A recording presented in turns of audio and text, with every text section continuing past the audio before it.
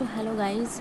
তো এখন তোমাদের সঙ্গে একটা জিনিস আমি শেয়ার করব, খুব একটা সুইট মোমেন্ট। তো এখন বাজে হচ্ছে 12:53, মানে প্রায় 1টার কাছাকাছি।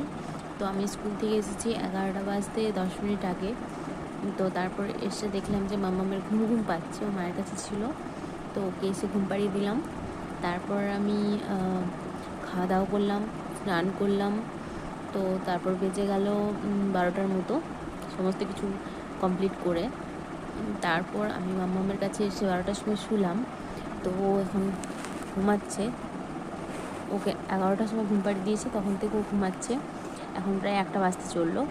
তো এতক্ষণ মোটেও ঘুমায় না, আর যেহেতু 12টার থেকে আমিও ওর কাছে শুয়ে আছি, সেই জন্যই ও এখনও ঘুমাচ্ছে। মানে ও হয়তো মেবি ফিল করতে পারছে, মানে যে কোনো বাচ্চাই মানে গন্ধ শুকে বলে না যে মাকে ফিল করতে পারে যে মা কাছে আছে কি না।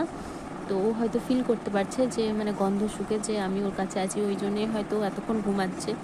নাহলে ও মোটেও এতক্ষণ ঘুমায় না, ও খুব জোর 1 ঘন্টা আধ ঘন্টা এরকমই ঘুমায় সকাল দিকটাই।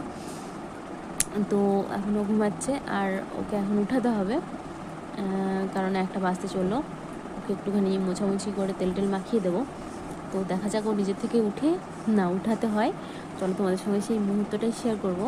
আর ওঠে কি চায় বা কি কেমন করে, তো দেখি ও যদি নিজে থেকে ওঠে তো ভালো, আর না হলে উঠাতে হবে। তো চলো তোমাদের সঙ্গে মোমেন্টটা শেয়ার করি।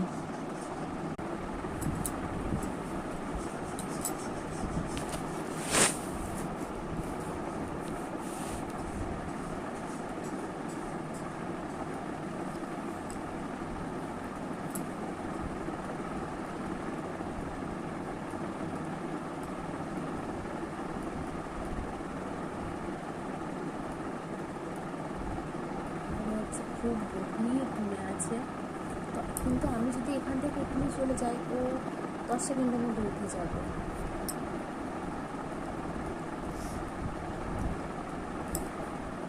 মাম্মাম উঠবে না সোনা? চান করবে না